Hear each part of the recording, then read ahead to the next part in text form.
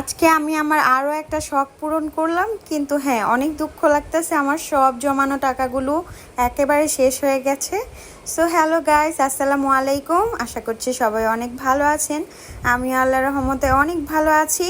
তো এই তো দেখেন, আমার ব্যাগের মধ্যে মাত্র 300 টাকা আছে। এই ব্যাগটার মধ্যেই আমি প্রায় 7-8 মাস যাবত এই টাকাগুলো জমিয়েছি। সো আজকে এই সবগুলো টাকা লাগবে আমার, কারণ আমি আমার একটা শখ পূরণ করব।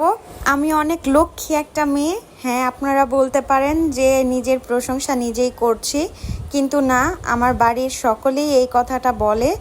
বিয়ের পর প্রত্যেকটা মেয়েই এরকম সাংসারিক হয়ে যায়। আমার সংসারের যত যাবতীয় খরচ আছে সেখান থেকে আমি একটু একটু করে টাকা সরিয়ে রেখে এরকম টাকা জমাই।